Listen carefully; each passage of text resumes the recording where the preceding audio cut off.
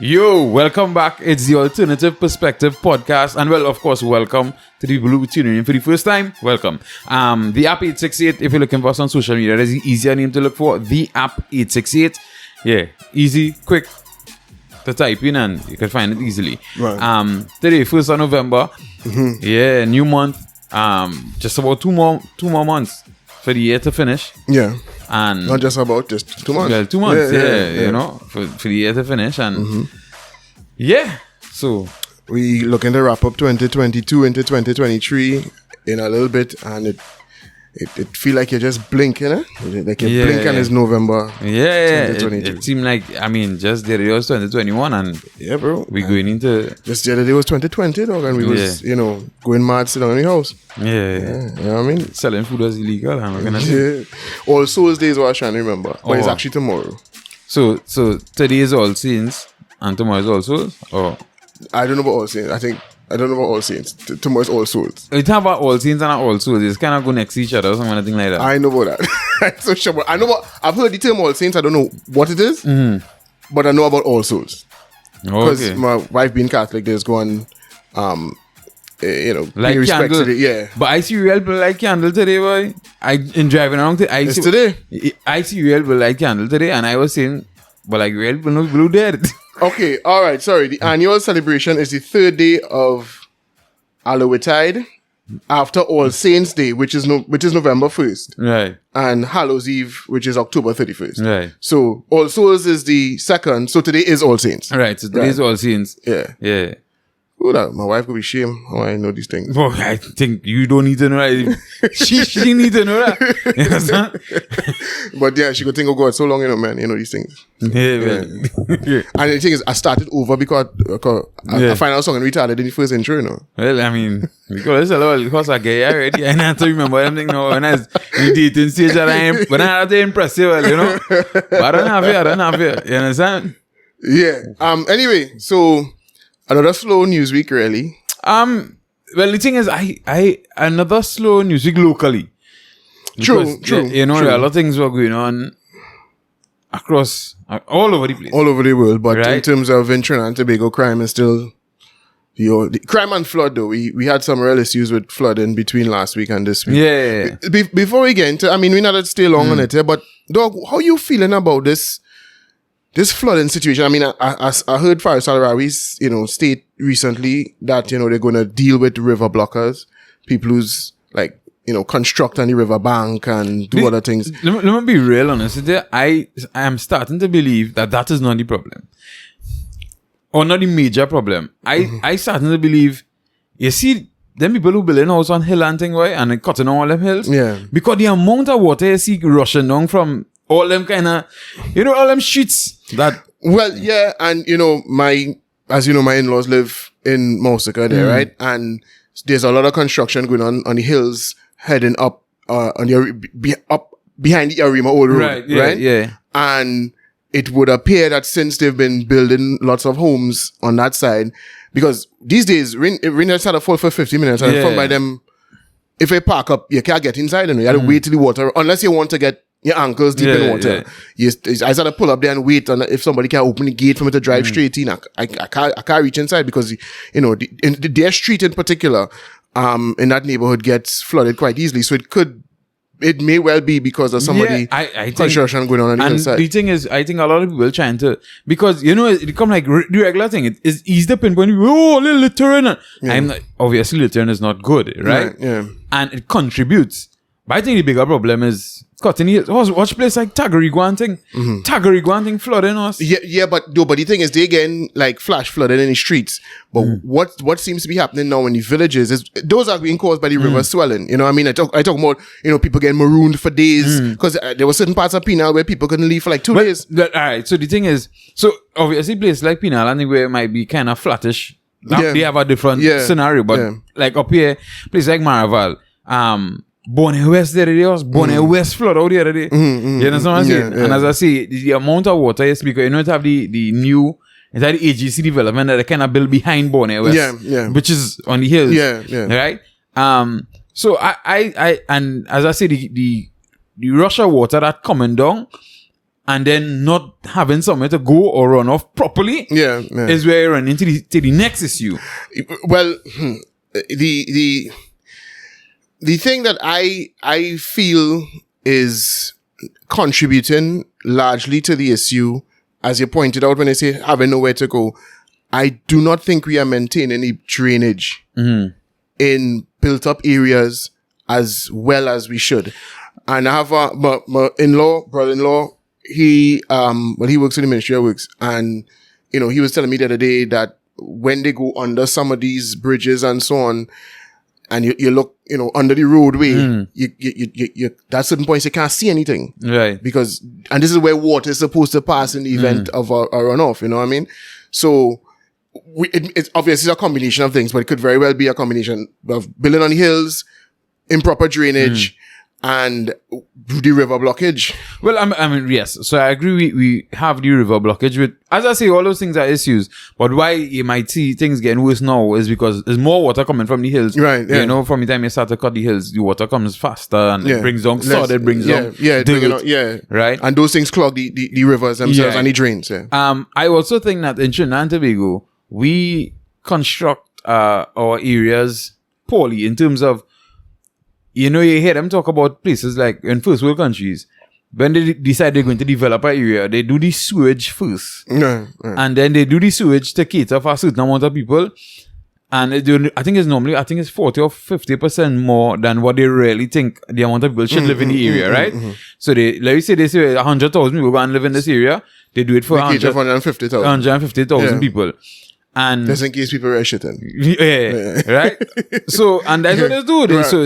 They construct the sewage and whatnot. But here, like real dog, we just build area and then put you in.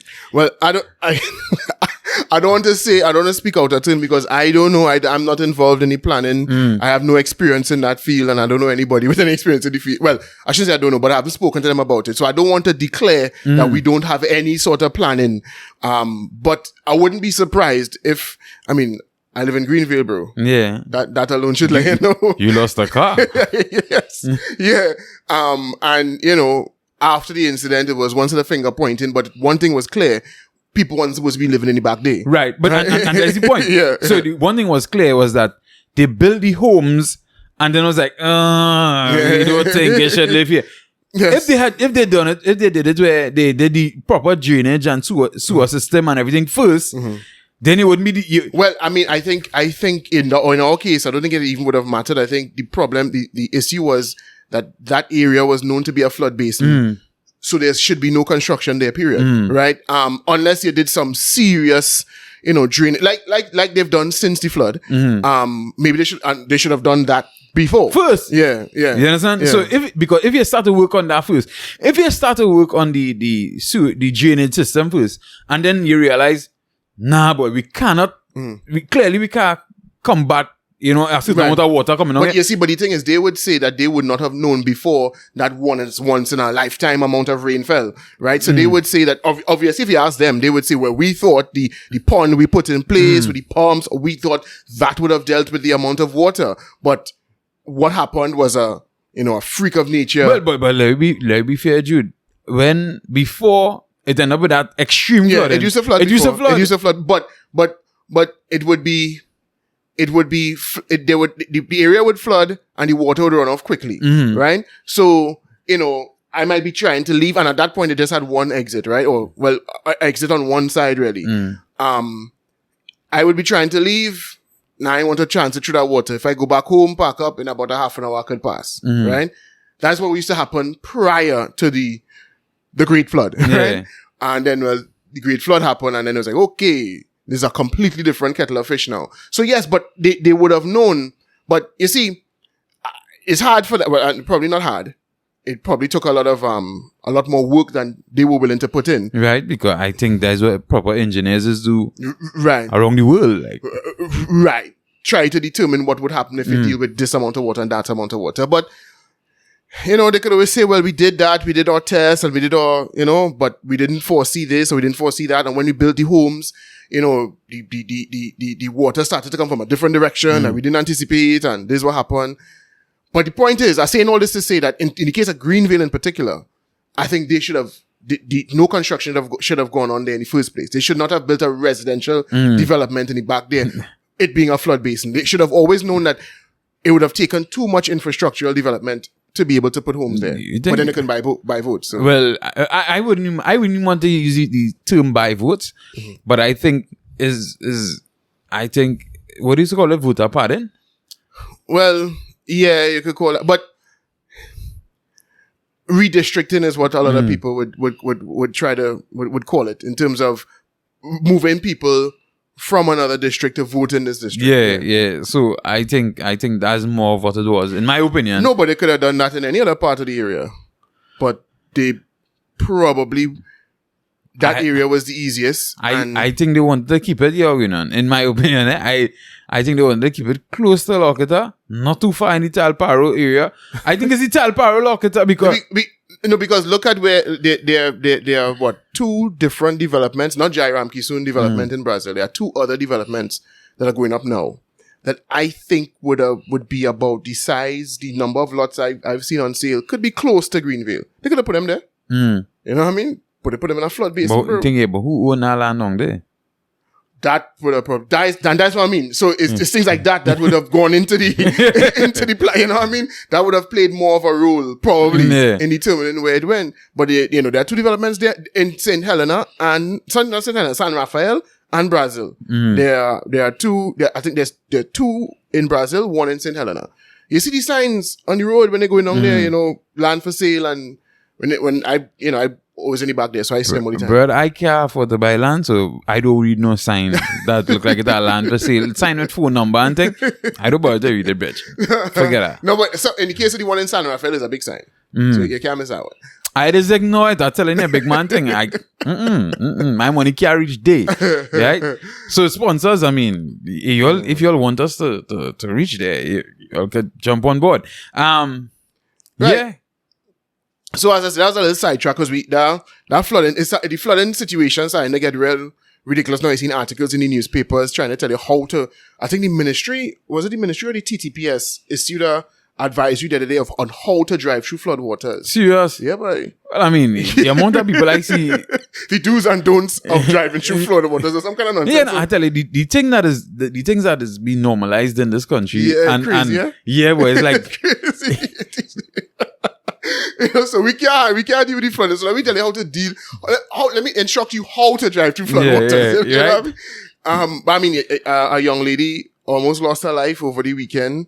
I'm still not sure. You see these, and this gives me an opportunity to drive to mention this again and hopefully drive it home. Please, local publications, news publications, the Newsday, the Guardian, the Express. I want to single out none of y'all because all of y'all, to me, need to sort out yourself. Some of these articles. What is the news editor's role? What is the head editor's role? Not to vet these stories before they go out. Like, I read news stories, Naldo, and I have way more questions than when I started the article. And it's because they're written in such a confusing fashion. You're not sure who is they're stating a name here and then they're stating 3 names here and then using 1 pronoun. And it's like, who is he here talking? Who's he his? Who's he, what? So there was an article I attempted to get an understanding of, that, was detailing a young lady who, somewhere in Pinal, she ran off the road and into a lagoon at the side of the road. Now, they brought up flooding because they were talking to an eyewitness, right? And the eyewitness is saying that she probably couldn't tell where the edge of the road was because the flood water was so high. Okay. Right? So, and he was saying that there should be a guardrail there so that even if you can't see where the edge of the road is, you'll see the railing. The railing will tell you, well, yeah, obviously you have to turn here. So he said, she probably missed her average and went over. A pregnant woman. Okay. And she called her mother while the car was sinking into the lagoon. But the phone cut off. But somehow she got herself out. And the passerby who was relaying the story apparently saw her. Like she got out of the car but couldn't get out of the water. So she was kind of standing on where the car was. And he had to get some guy with a rope to go and pull her out. And so the flooding is causing lots of I remember a woman lost her life the other day up in Lopino area. Yeah, a guy lost his life when his van got pushed into the water. Same, down Penal self again. Right. Underestimated the power of the water, tried to drive through the van, and the van pushed him over and he died. So, we losing lives to this thing now. So no, but I mean that doesn't encourage the government to do anything about anything. Coming on to what we're coming on to now. Yeah, I mean, the only time they just have an issue is when WHO or one of them get involved. Other than that, only could lose a life here, Virgin is on the scene. You understand? The government really don't care now, boy. You understand? But to be fair, as reading the article with the after the crime crisis thing with the meeting. Yeah. Right now, Fitzgerald Hines said something that you say all the time. Should I open it and look for what you say, right? He made a statement. He's like, well, all they want us to do the crime, so we deal with it.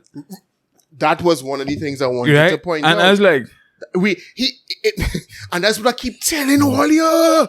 That's what I keep telling all you. They don't move unless you move them. Mm-hmm. This whole, in fact, his whole sentiment after the meeting in speaking to the media, I think it's the TV6 that was interviewing him, was him acquiescing to calls to have a meeting. He didn't even sound like we felt we needed to have a meeting to deal with this situation because the situation is getting out of hand. No, it's all you're fed up and all you're traumatized, so we've heard you, so we're having a meeting now. What is that, bro? What is that? Where, in what part of the world is that acceptable? And here, it sound like it sound like when you're telling your mother something or, and she say, well, as you say traumatized or you say depressed because of this. So I just trying to do it. Because you depressed and you traumatized, so I could do it. That's the kind of connotation again. I'm like, whoa. Not like this had to happen because the situation is out of hand. I'll read a little bit of the article, right? Because I know you say you don't like to read. Yeah. As calls intensify for something to be done about the crime rampage, which has raced past 500 murders. No, it's not the right spelling of past, and crime hasn't raced past 500. The murder toll has raced past 500 murders. You see, again, this is express. Oh, God, all here. And if I apply for the work, bro, they go to, where's your journalism degree? You know what I mean? You don't have any experience in journalism. You can't come and write stories here. But this is where you're getting from, people presumably with journalism degrees. Anyway, Prime Minister Dr. Keith Rowley yesterday met with the National Security Council and law enforcement heads. Following the meeting, Security Minister Fitzgerald Hines, in an interview with the TV6 News, said there will be no state of emergency or curfews, but increased police presence to tackle what he described as a gun crisis. Right. The first thing I want to say is, why no state of emergency or curfew? Why? Why? I don't know. You remember the last time somebody had asked them for that for crime, they were saying that, I think you're kind of infringing on people's constitutional rights. And why would we want to do that? You understand? I mean, they didn't hesitate to do it a couple of times. Yes. Last 2 years. Yeah. But let me tell you why they won't do it. Because they think it's unpopular. If people were calling for it, they'll do it. Again, when all they feel these people making decisions based on the data, and they're speaking with experts, and they're making the why. No, because I would ask, because a state of emergency doesn't necessarily have to come with a curfew. Yeah. So they could have a limited state of emergency. They could have a state of emergency that would allow for them to do particular things that they can't normally do. But for some people who can't remember, sorry to cut you, you remember not the last time, but when the PP had the state of emergency, they had a limited state of emergency one, and they had curfews in certain areas, I think alone, you remember? In hotspots.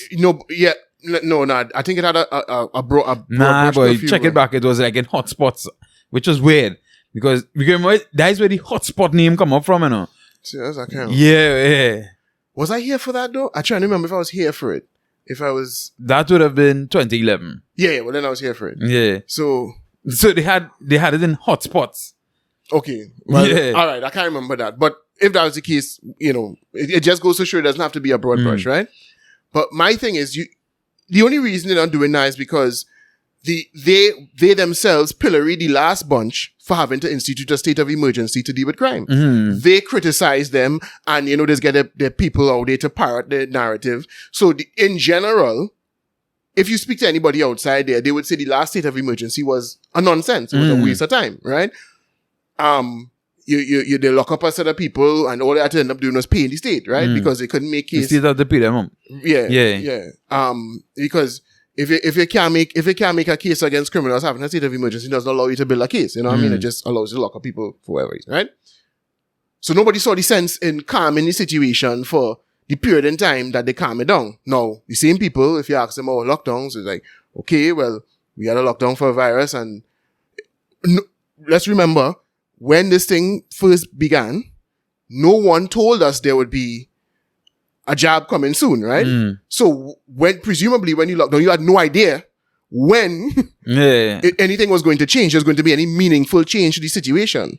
So where was the exit strategy? What was the exit strategy, right? You panic and you lock down. Okay, cool, no problem. I kept asking, what's the exit strategy? Because as far as I'm aware, if you can curtail something while there's no activity, but activity can't stop forever. So when activity resumes, what's going to happen, right? Now, and we saw what happened. And we saw what happened, right? So again, but nobody asked that question then though. Nobody was asking, hey, okay, all right, but what happens next? But with crime, if they institute a state of emergency now, you know what would be the cry from the public? What I gonna do? I'm going to calm them down for a few months or however long you have it. And then after that, that's not a solution to the problem, but nobody's asking us them same questions. 2 years ago. 2 years ago. And it's only because, again, that's what I told you last week. They could sell any narrative they want, bro. Because the reason they don't want is because they criticize the last administration for using a state of emergency to curb crime. So they can't come back and do that now. It reminds me of, remember, when we were fighting against the state of emergency during the panels, right? At that point, Jamaica instituted a state of emergency and people jump on their high horse and they're like, look, Jamaica. And then when they read the story, it's like, it was because of crime.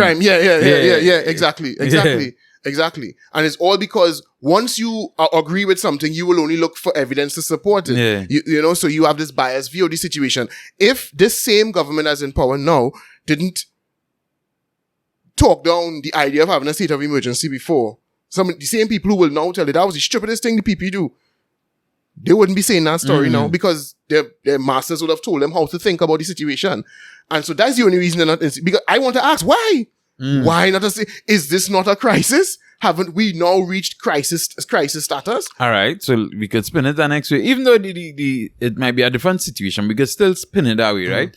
Because when the state of emergency was called with the panels, there's much less deaths than with the murders. Right. Much less now. Well, they would say that... That's it, you could spin it, you could say they didn't understand. No, well, the idea was, well, if we don't do this, then the numbers could get wild, right?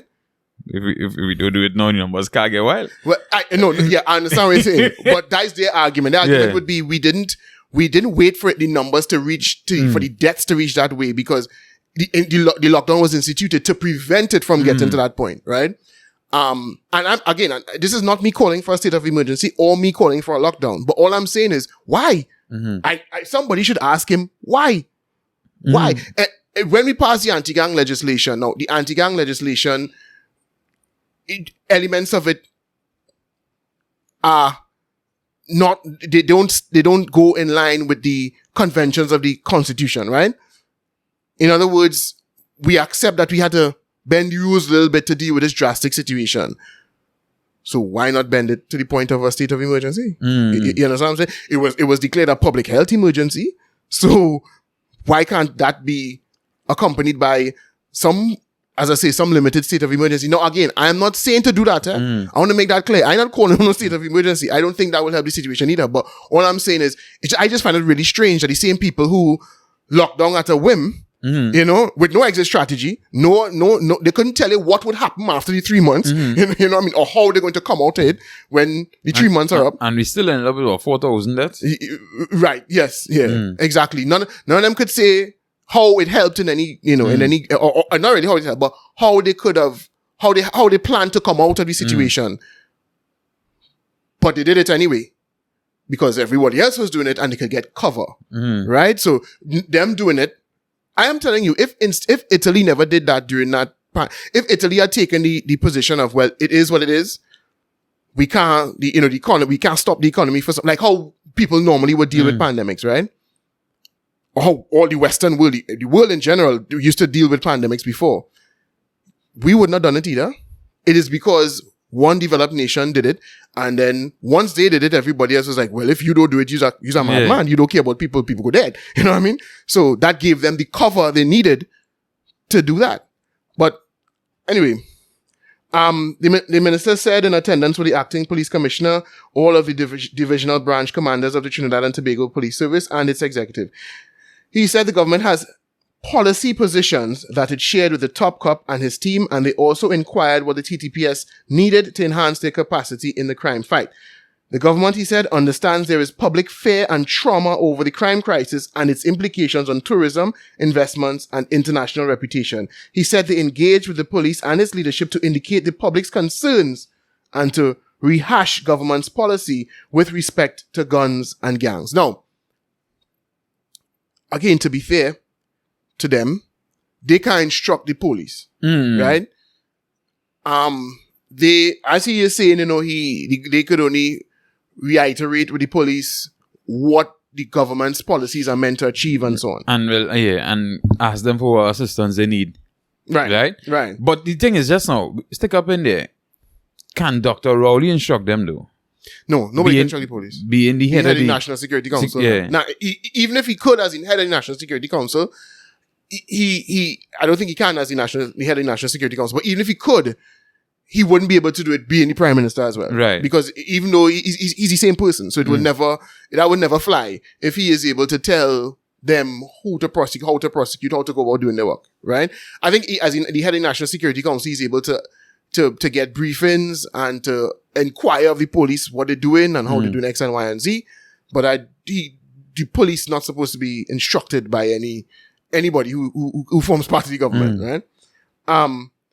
This is the important part. Asked if there will be any major changes in the aftermath of the meeting, Hines noted that the large chunk of those present at the meeting were the divisional commanders across the 10 police divisions. He said they acknowledged the fact that through the National Security Council,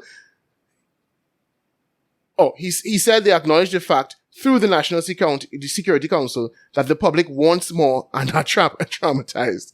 The commanders, he said, gave commitments to the police through the National Security Council that they are going to redouble their efforts and they are going to do a few new things in order to stem the crisis that obviously now surrounds us. So, i.e., nothing came out of that meeting. Nothing. So hold on.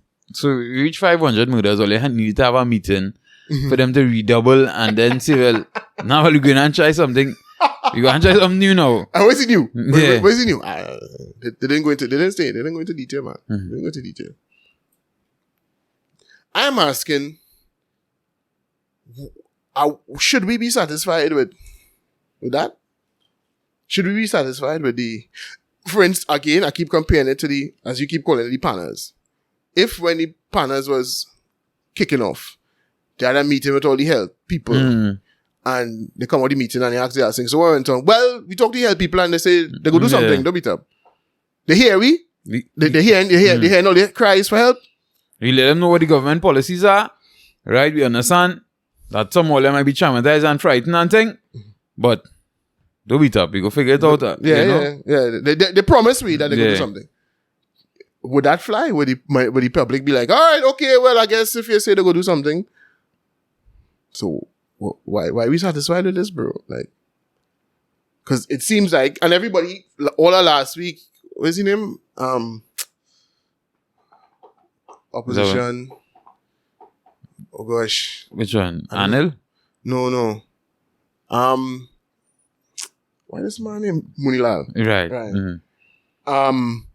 Was calling need to meet, need to convene the National Security Council, ting. So they get pressure into having this meeting. I would have thought that first of all, they'd have called up. No, I don't know if this interview they referred to by TV6 was just something requested by TV6, knowing that they had the meeting, or if there was a press conference following the meeting, right? But I would have thought that there would have been a major press conference, right? And another thing I had to ask you, how you feel about the Prime Minister not saying anything about the situation? Okay, so in a normal scenario, in a normal situation, as a Prime Minister, not specific to the situation, or not specific to Trinidad and Keith Rowley, or whatever, I would be like, nah, that wasn't falling short, right? Keith Rowley, however, I mean, I do expect much from him, because sometimes there are times he just go off into la la la now, but like, it had times during the panels where we waiting to hear from you. You come and you make a set of pronouncements, like you're bad about certain things, and then we waiting to hear from you now, and we just ain't hear from you for a good while. You understand what I'm saying? No, but at least he was there at the beginning. He was there. He chaired the very first press conference to announce what was going to happen and explain what was going to happen. They didn't have a crime press conference yet, so they probably planning. They probably looking at everything. And as why not? Why? In other words, why doesn't he feel that this is something that warrants? No. I'm not saying if he talk, it will make a difference. But I'm just saying, I mean, I don't think he needs to come with a conclusive plan, right? I think as a Prime Minister, what he's supposed to do is come and try and put people at ease in some way or the other. So listen, we hearing what going on in the country. Don't come and tell me what they hear, we cry and we traumatize, so we want to do it.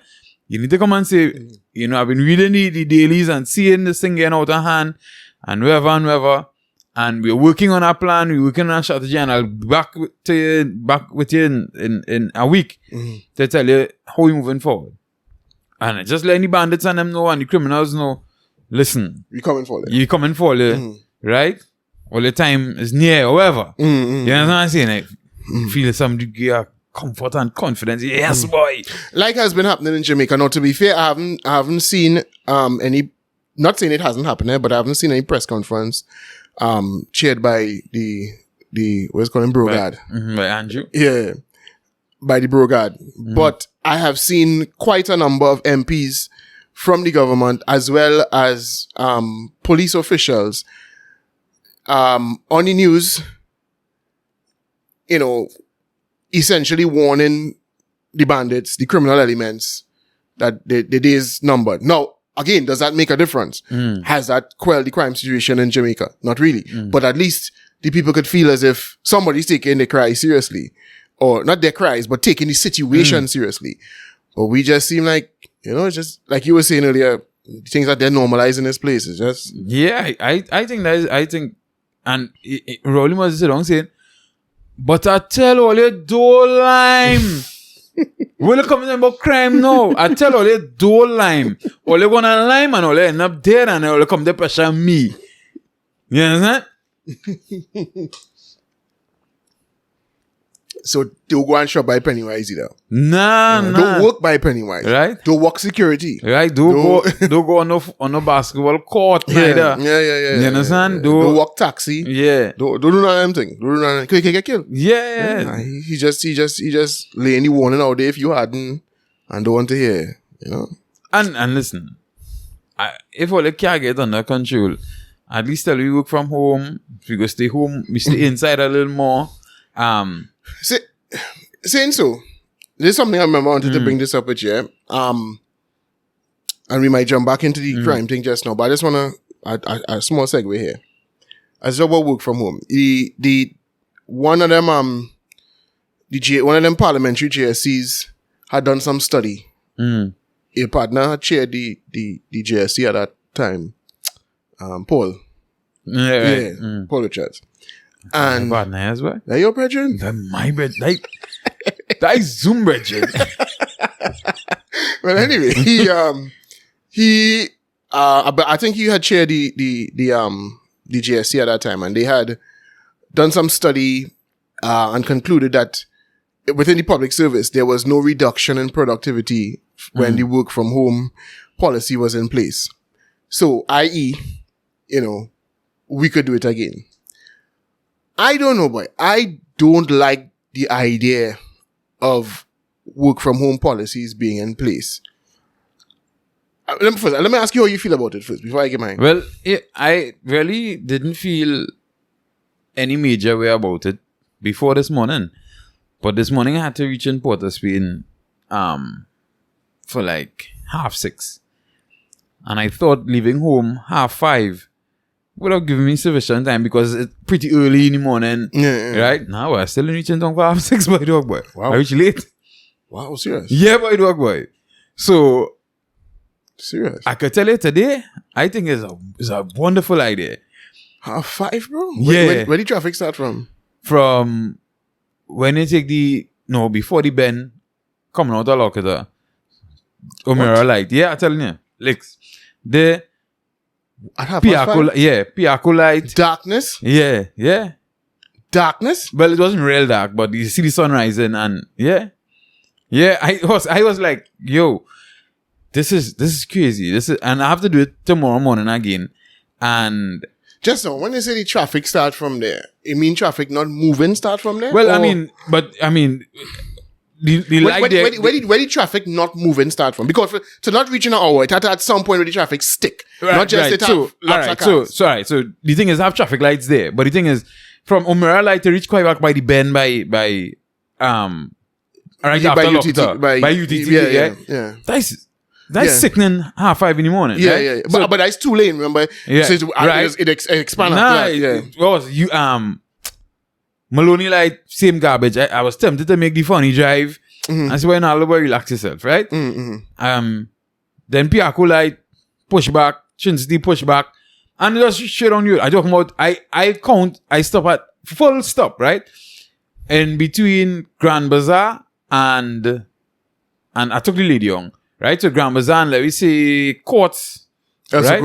Courts and on the highway there. Yeah. I stopped about 10 times, complete stop. Wow. And I'm like, there's no traffic lights here. Yeah, there's no traffic lights anywhere around here. Why am I coming to a complete stop? Yeah. After 6 in the morning. Wow. I was like, nah, dog. Listen. So in the morning, I'm leaving home 5 o'clock. And now that starts to become very unproductive because I was real tired today. So when I reach back up the road, pick up my daughter, carry her lessons, I had to come home and sleep. Yeah. You understand what I'm saying? And when I sleep and I get up to go and pick her back, I'm feeling disoriented. I'm feeling kind of, you understand what I'm saying? So it's coffee I drink just now to come to stay up to be able to do the podcast. You understand what I'm saying? Boy. So listen, you've seen it all over. Today, I was, you know how long I live in up in the East, being up in the East, right? There are certain things that are new to me. One thing that is new is pressure to turn by O'Meara at any time of the day now. Mm-hmm. When I say pressure to turn by O'Meara, heading east, the turning lane. You want to turn to go north onto O'Meara, dog, by the gas station there. Yeah. And the traffic is backed up all the way past Devon. Yeah. Factory. And it's like, and this was not rush hour this afternoon. I'm like, what is happening here? And that's a normal. Another thing, because if you exit Mousica Road on an afternoon now, after 3-4 o'clock, you could pass Price Mart and stick, That happened to me tonight after 7, as I tell you. Yeah. Right? After 7, I bust out from my Price Mart and stop. And I was like, wait. What is going on here? It's down in the third lane. And then Andrew Lane. To go up the main road and through the back and come down. Yeah. And then come down Cookery and then come to stick on Cookery Road. Yeah. I don't even bother to do that. I just go straight to the bypass road. Right. And come round the back. I just come. And it's after 7, dog. Yeah. So you could just imagine you're going to work for 8 o'clock where you want to rejoin you in a little piece. You don't want to go through that just a traffic. And because when I reached you, of course, I was real tired from that traffic, right? Yeah. So, like say I leave home 5 o'clock tomorrow for easy sailing. Alright, you start work 8. Bam, you leave work 4. And the traffic up the road. You reach home 6 o'clock after 6. your day is done. You spend 4 hours of your life in a car, in the car, right? In that day. And I think that's one aspect of it. I think that's a message your mind, dog, and your mental. I think it starts to become a very frustrated person. But of course, you can't be in a good state of mind to either tackle the work day or tackle the activities after work. Right. Especially after work, because now you've been drained by traffic twice, right? And you have to come and attend to children and chores and other duties. I don't think that helps for the family structure. I don't think it helps with the home idea. I honestly, so right now, as I said before, I felt indifferent about it. I mean, I saw how some people could abuse it and whatever. But after this morning and knowing that I have to do this for the rest of the week, yeah, boy, dog, I'm telling you. Well, I hear you. And I can't argue with that now. The thing is, I wasn't so on board with this work from home policy thing, right? Because me, I kind of like Elon Musk in the sense that, Elon Musk insisting that Twitter workers come to work because I think I don't like the atomized way we are developing as a society, right? It's done bad enough that everybody always in a blast with phones and nobody will talk to each other and everybody's, And so when we start because the thing is, the work from home thing is going to start with the public sector and it's going to expand, right? And then there's going to come a point in time when the unusual thing to do is to get up and go to work. I don't know how much that is a good thing for the way our society is going. I think getting up and getting out of your house. Now, obviously, when I weigh that against what you just talking about there, I guess I had to concede. I had to say, well, all right, well, yeah, if that is the alternative, then, maybe I have to give way. But, for some people, if that stupid commute is not involved, bro, I think people should get up and maybe not every day, maybe not 5 days a week or something. Maybe we could have, a more flexible or blended schedule, but I just don't like the idea I don't think it would serve our society well. Forget just me, right? Forgetting me. I don't think it would serve our society well for people to just roll off their bed in their pajamas and now it means nobody would have to leave the house at all. The thing is that there's a study that came out last week where they asked some people, where some things to incentivize them to come out to work and they were talking about increasing their salary by a certain amount. And people are like, nah, that's still not really, not, and what's one of the things that inspired a lot of people? Apparently, getting social time in work. Right, yeah. I don't know if you saw that. No. Yeah, so they say if manager or if the bosses allot them more socializing time, they'll be willing to come out. Well, because that's what people really want. And that's what people need. I think people need to be, now for some of us, it might be different. If you're a family, like mine, in my case, where it's a family of 5 and you're at middle age and, maybe, socializing is not as big a deal for you. But I thinking of young people in the, early 20s into mid 30s and you're just spending half your time in your own house, only talking to people on screens. And I just think I don't like the direction it will take our society. No, but I think everything does correct itself after a while though. And I think when you realize it, like your social life starting to fall apart, as a man, you ain't really getting to go around the girl and them and working and to see them in a tight skirt. I think sometimes them think this because that's the next thing to real woman, right? You remember woman, it's a woman who does real feed on dressing up nice to go to work and for the fellas in work to tell them nice thing and cast them up now, boy. When they stay home long enough. To commit sexual harassment? No. But that's what you're describing there. Right? But then again, that is determined by who it is, right? Yeah, and how attractive people's nature. Yeah. Right? Yeah. Okay, cool. Right? When they can't get her. You think so, but the thing is, in certain places, it's not correcting itself, in certain places in San Francisco. Now, this is what really, started to get my concerns up is that they did a study in San Francisco, and this was just after the pandemic began to wane and people were going back out to work and whatever, and they interviewed the young people and they were all I think it was like 95% of them had said that they never want to see the office again. you know. And what you find now is just like how people used to go out and find dates, or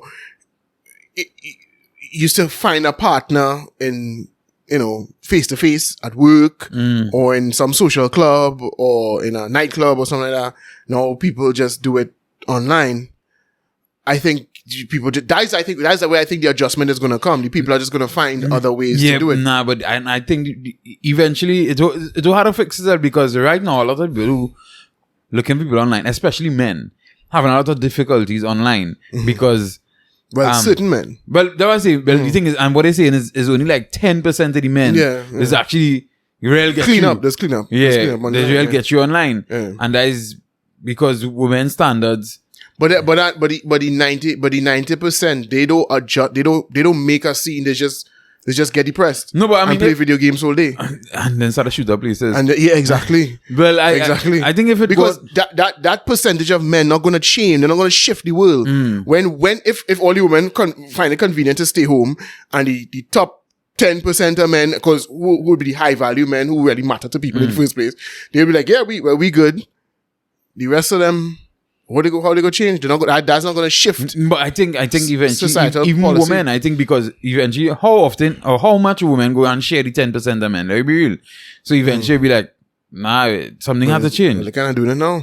Well, I know, but how long they go do it for? Eventually, when they start to say, well, now I want something. But the thing is, I don't think they'll be able to identify what the problem is at that stage. Yeah. They would know what it is. They would just put their hands up in the air and say, hey, old man bad, old man. Like they do it now. Right, you know what I mean? Like they do it now. People don't recognize what is causing these problems. They're not recognizing that half the reason why we have this situation with what is called in the States a giga chad or whatever, these guys out there who cleaning up, is because we've gone to online dating culture, and people's personality don't get to shine online. You know what I mean? So when people, you know, workplaces have become so rigid now with all the laws, I'm not in Trinidad yet, but you know, especially in the States, something where people are afraid to say anything to the opposite sex or even the same sex in a workplace. And so now all the socializing takes place online. People have by retarded, I mean, you know, stunted, social skills, and they just don't know what to blame. And because the thing is, when you're going online, you're now searching for markers now, way. You understand what I'm saying? Exactly. Benchmarks. Okay. Exactly. If I can see how tall you are, I can see you know, the clothes you're wearing, the superficial stuff. Superficial stuff. Whereas you might meet somebody, they might be that appealing, you bounce up and they're all linemen by a bar together, or through common friends, and it's this person real kicksy, this person real funny, and a real light vibe. So if you're not meeting and interacting with people in the workplace, then, you know, which is where most people find their partners, according to studies. You know what I mean? Most people find their partners in their workplace. If that's not, if we take that away now, where are we? My whole fear is that society is going in this isolated, atomized direction, and doing that will only worsen it. And that's why I fear. But like I say, I take your point though, because at least in Trinidad it's getting ridiculous. Right. Now. So the thing is, I mean, I don't know if we need to look again at decentralization, because something needs to be done, right? So I have my theory on why this government wouldn't really look into it. You mean the real estate? Yeah. The people is rent from? Well, that is one, and the people who gotta buy land from any other places, no. You understand? Okay. Because I think the others. We had to find out, is the majority of, let's say, 300,000 people there's converge on Port of Spain every day, right? Are the majority of them going to state jobs, or is it private sector jobs? No, but the thing is, once the state jobs start to move away, and because I think the point of decentralization is, once you start to develop other places, then the private companies will be incentivized to go and develop them places too, and go and put the offices there and put the buildings there and wherever. But if the hotspot is still tongue. But think about it too. Bro, to get out from here to go Arima, even if I was working in Arima, it's chaotic. It's chaotic. What it would take 5 minutes when there's no traffic. Like if I try to drive it now, it will take 5 minutes or less. If I catch the light, it could take 3 minutes. That takes 40 minutes. In the morning. That same drive from here to there takes 40 minutes. And I don't know how many of those people crossing the light, they're not turning to go onto the highway. Because nobody's turning to go onto the highway on Tumpuna Road anymore. They just go through Lakita. So what it is. I had to stand up. A Rima is not part of Spain and it's sticky in the morning, dog. Well, we had to get some things going on. Grandi side, Kumuto side. But you got to find a way to come out of the Lakita, the Greenvale area, right? Without having to just come by the light now. To head east. To head east. You had to find a different way to pass. But where you go, they got to cut through Ready Mix Road. How you mean? Right? So, but then they don't have a housing development at the back there. So you can't, they ain't gonna let pass through. They ain't gonna let pass through that gated community. Well, let's figure it out now. Let's figure it out. All is the government to us. Right? We want our government to work for us. Something had to be done, bro, because if I lived on the north of the highway, it would cut my commute in the morning into this. Yeah. It's crazy. And if I just lived, because just to get, dog, it reached a stage now. I reach all the way down to Mausica lights and turn back. But, and I telling you a big man thing, when I had to reach on my Mausica light, I just got wrong by Arawak. Yeah, by Arawak. You don't even wait to turn. Nah, because you could beat by that light for 3 and 4 times the light to change us. Yeah, I'm telling you. But it is because it don't want that happening, it don't have the congestion like by O'Meara Road. You could take that and turn breezy. But O'Meara Road clog up to turn the right way clog up, to turn the wrong way clog up. So you have to reach all the way down to Mausica lights, bro. And then come back up. And when you're doing that, if you try to turn off by O'Meara, the same turn I try to make it. You had to line up. You had to line up to turn onto O'Meara. Where there's no light stopping in. It's a feeding lane. And the feeding lane block up on the highway. So something, I don't know what it is going on, bro, but we have too many cars. Well, which is, it goes to a real good point. I think what tends to happen in a society like ours is, I think, one, we have a society of, I don't want to say boastful people, prideful people, you want to put it like that. So they really like to have their own car. That's one. But two, well, I don't think, okay, we're good. And then I think the crime and one crime and two, unreliable public transport, because you could say it had too much cars, but when you go in City Gate on an afternoon, it's still mucky to get a maxi. It's not like you go and walk and just breeze and get a maxi in the afternoon. Or in the morning, come out on the bus shoot. Also, in the morning, I pass out on the bus shoot by Bonnet House and see people out there. People in the road and on the bus shoot trying to just reach in front of people to get maxi. Almost like on the subway in the States or in London or something. So it's not to say it had too much cars and nobody using public transport. So the thing is, it have an issue there too. Yeah. Well, I think the problem is for Trinidad and Tobago in general is that we poor planning from the perspective of clearly the people who built the cities and towns and villages didn't envision that one day we would have lots of cars and lots of people and lots of activity going on. So we didn't build the infrastructure that would facilitate a proper working public transport system. Because, I mean, the other day when Paula Gopi-Schoon, when she was talking to Mariana Brown and she talked about how the buses just be on time, right? And I see real people like, she out of touch and she don't know what she's talking about. I don't feel, I don't know if the buses are run on time, but I don't feel a lot of the people who saying that know either. They're just assuming. Because my only interaction with, when I used to take the bus, when I first started to work, my second job was in San Fernando, and around that, I used to take the bus from Tong to Sando regularly. I can't remember if it used to be on time or not. I believe it used to be, right? But that was a long, long time ago. Since then, I haven't taken a bus in this country ever. But two people I know, used to take the bus fairly regularly. One was my sister and one was my wife. And neither one of them ever used to complain about the buses being not being on time. My sister used to use the city bus system, which was taking you from Tong to Belmont and the little suburbs around Port of Spain. Now, what she complained about was that the buses because those areas aren't meant to facilitate these huge vehicles attempting to turn and meander on these tiny roads. And so that used to make it an inefficient journey. But she never used to really complain about the timing of the buses. But the problem is that it's not that the buses weren't on time, but they just don't work all the time. Right. So they have very short periods where they operate. So in Greenville, for instance, they have 3 buses that leave in the morning. Right, and that is it. Yeah. Until in the afternoon. Right? So if you need to leave Greenville any other time in the day, you need to foot it and get to Larkota to get a taxi. You know what I mean? So, and because we don't have a grid system, like, in the United States, we kind of like how Port of Spain is, but with wider streets, you know what I mean? That could facilitate a proper bus lane and two lanes for traffic and so on.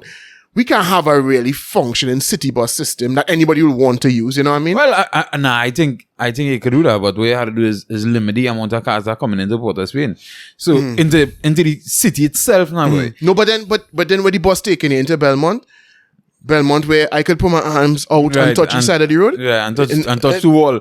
You understand? The street I grew up on is not a small road for Belmont, right?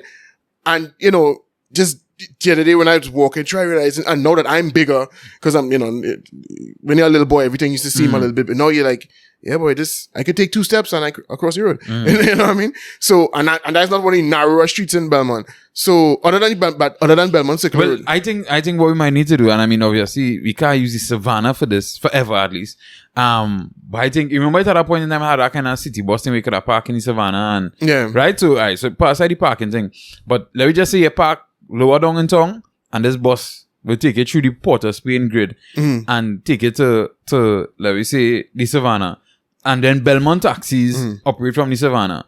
You understand what I'm saying? So whether the city bus is $1 or whatever the case may be, and you reach up to the Savannah and then you take your taxi, which will carry you through the smaller streets in Belmont and Cascade and Woodbrook and Marval or whatever. You understand what I'm saying? So the Savannah would be like Citygate. Yeah, like a kind of next hub. Yeah. So all the taxis leaving from there. That's a good idea. Yeah. It'd probably be difficult because not every neighborhood in Trinidad, or most neighborhoods wouldn't have something that could facilitate that like the Savannah, but it could probably work for and I think as well.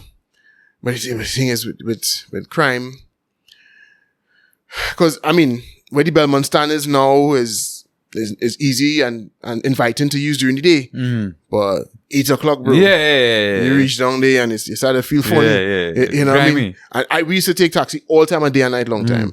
My sister and them used to send me and my partner down in town for KFC late at night. You know what I mean? And we just give you all $20 to go and make the run for them. And we used to leave 12 o'clock. Half past 12. Sometimes, and taxis was running all them time. And if on the rare occasions taxis not running, we walk. And we didn't feel no way about that. Pass by the hub. And then, we know people all them years. But the point is, you feel no way about that. Like, no, bro. Yeah. No, I ain't doing that. You know what I mean? So, you know, that man from value passing on Yeah. Problems. So, using it in the Savannah, putting it in Savannah might make it a little bit more inviting, a little bit safer. People might feel more, because you could have it in a nice, well-lit area, like if you have it in the center of the Savannah, and you so all the taxi stands, but and you start to branch out, and you do it when we were Port of Spain, really and truly. If you have to drive in Port of Spain, you have to pay some sort of pass, like a congestion toll, like in London. Yeah, a congestion charge. Other than that, it's T vehicles. Yeah. Right? Yeah. And because, I mean, I this is something that is probably debatable. Like, I find Hilux something that you're not using the friggin' transport, nothing. Should be no T vehicle. Yeah. You know what I'm saying? Yeah. So, in this case, they wouldn't benefit from that, boy. Because then everybody go buy vans so they get park in town. Yeah. So, right? Yeah. So, T vehicles that doing deliveries and things, they could pass it on easy, do what they have to do. Them on one side, a bus could still pass on the side of them and function. Yeah. So I don't know. Where that could probably, I think you really, more you than me come up with a solution there for what's going on. Hey, listen, I'm taking walk. Which party? Yeah. I think we had a. No, I mean the next thing would be to try to use the Savannah for that might be problematic. Yeah, some people going to protest. They're going to put concrete in the Savannah. Say, boy, that is the home of Carnival. We'll go up around Carnival time. But yeah, that could be a possible solution for the situation in Port of Spain and environs, and we'll probably have to find solutions elsewhere. Yeah, see if we could work out similar situations in because Shagona's too dark.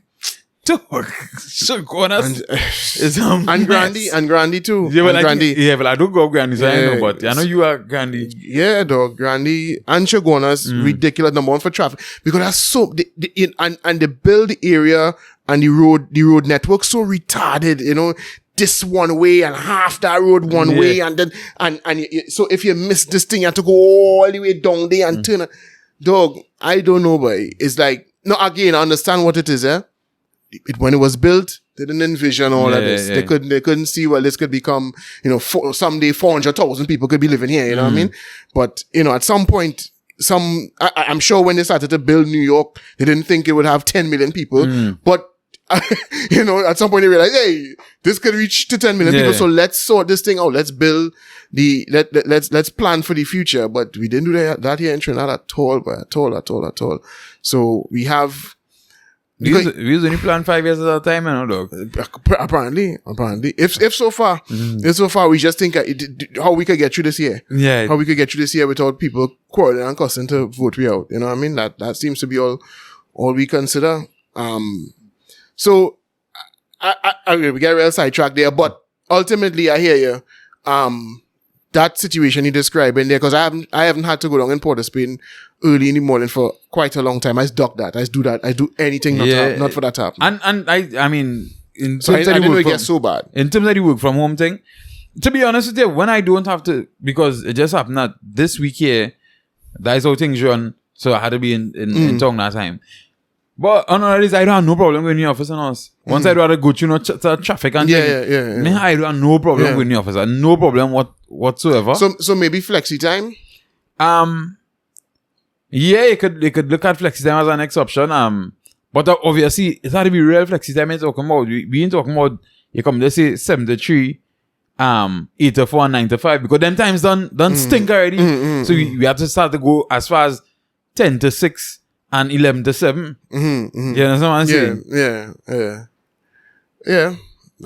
Some offices, I think, will have to look into that. Because, I mean, if you ask me if I would rather work 11 to 7 than 8 to 4, I tell you yes, every day of the week. I mean, I used to work 11 to 7, as you well know. And, you know, one thing I used to get frustrated about with 11 to 7 is that it used to feel like, no, it wasn't 11 to 7, it was 10 to 2. Was 10 to, not 10 to 2, sorry, 10 to 6.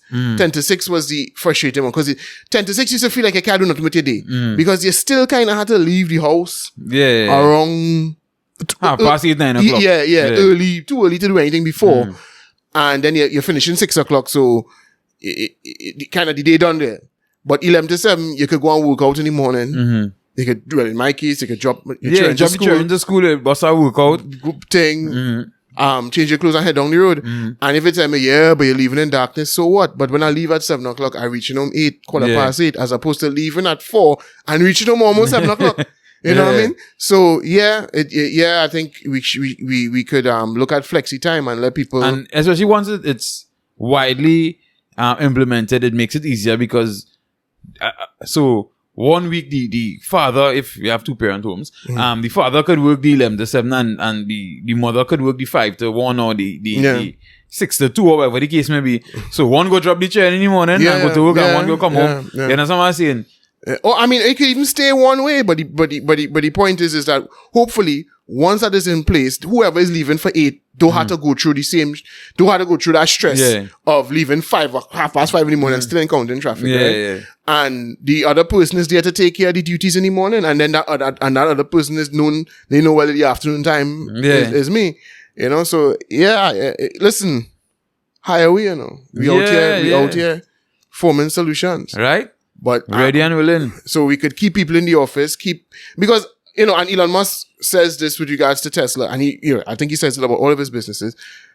There's something about coming to work, the collaborative effort, the culture, and obviously that's if you have a good work culture, which is what he will try to foster in his businesses to make sure that people are coming up with ideas and, but when people are isolated. Now, I mean, if you're working in something where you're just doing data entry and that kind of thing, well, yeah, just do that data entry from home, because to be fair, most people don't socialize much in those places anyway. You see, the thing is, I think here's the technical thing. Not to say on this too much longer, but the technical thing is when people like Elon Musk and them asking for that, they have a different culture, work culture from what we're talking about in Trinidad here now, boy. Oh, well, I mean, to be fair, with plenty of places in the States. In the States too, yeah, right?